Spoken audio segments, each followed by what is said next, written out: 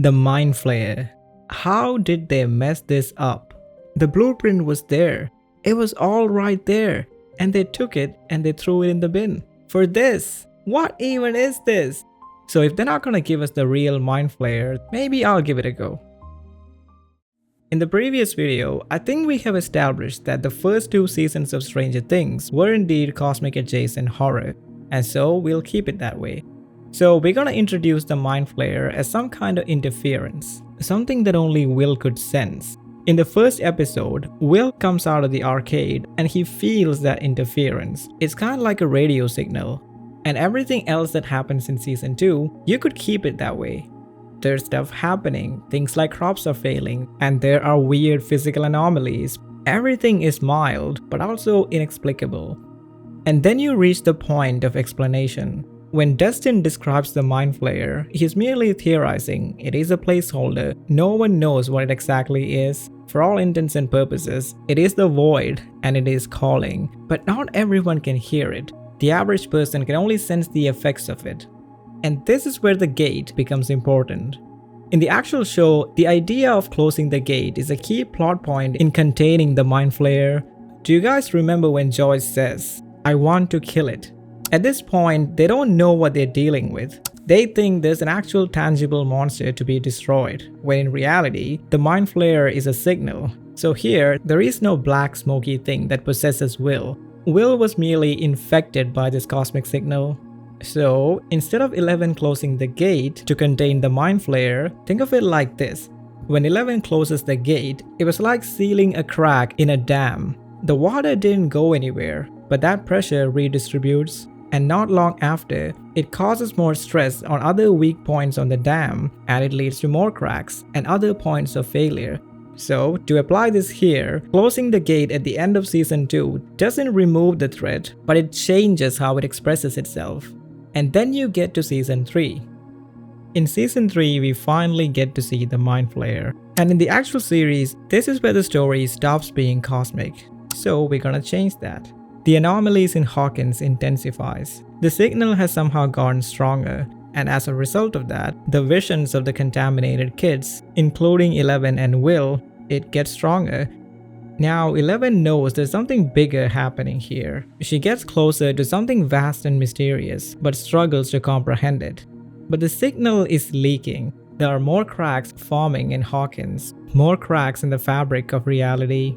And the more this interference seeps through the cracks, the more anomalies it should cause within regular matter. Think of deformed objects, starting with the non-living, and then slowly affecting the living. At first, physics failed, and now, as a result of that, the biochemical makeup of reality is starting to fail.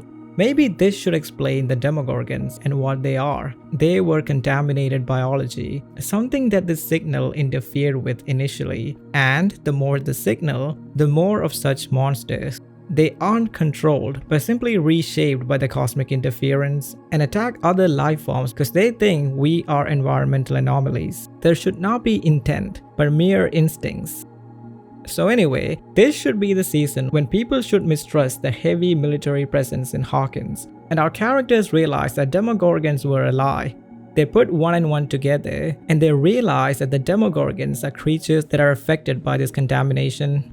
And this is how you get to season 4. And I feel like the events of season 4 can take place exactly as it is, except that Vecna is not the main villain here.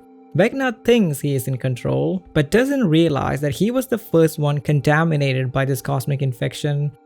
Because of how this cosmic force alters matter, including the makeup of the human mind, Vecna's mind is broken, and he believes that this new state of reality must consume the world as a whole. And in his mind, killing the vulnerable gets you closer to it.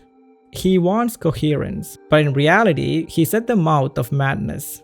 And although he has special powers, which is a byproduct of this cosmic infection, he uses that power to create clarity. The more vulnerable minds there exists, you cannot achieve coherence. The new reality cannot exist in such a scenario, and so he acts upon his own will.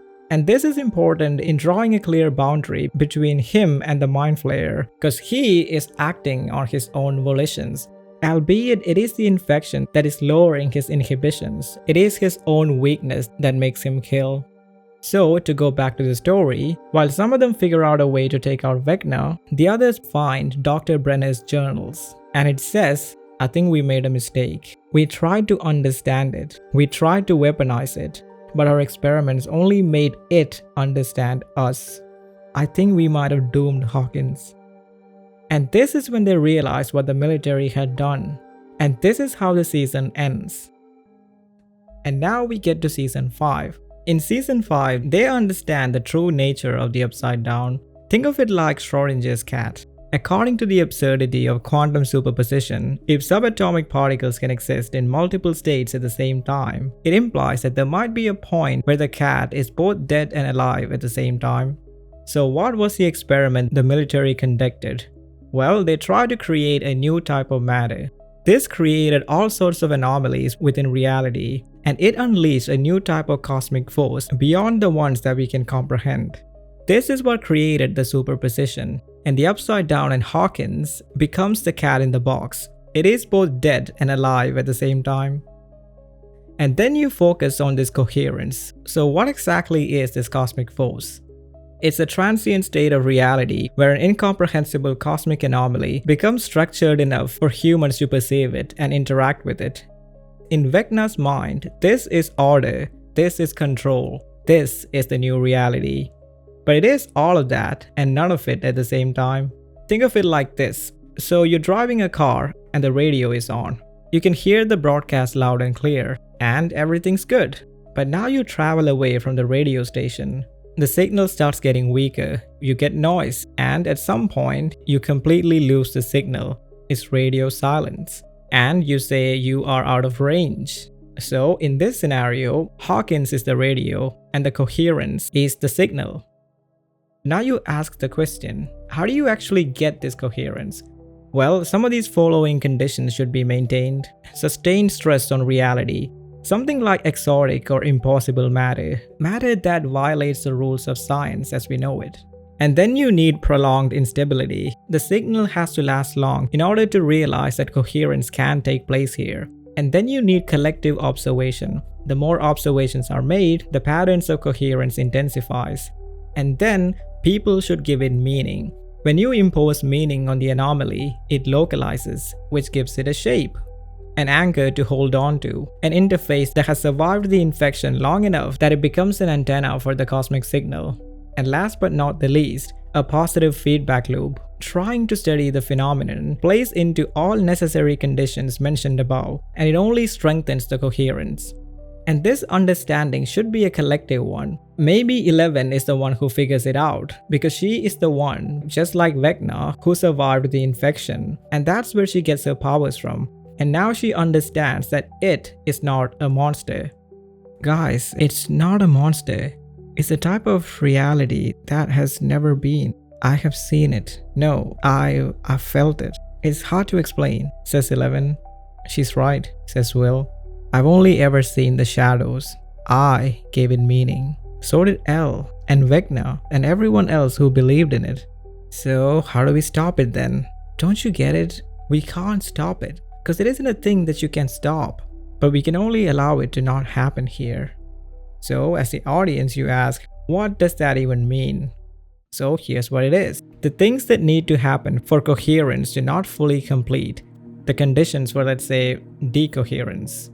So at first, the stress conditions should drop below the threshold. In this case, the exotic matter should be contained or limited.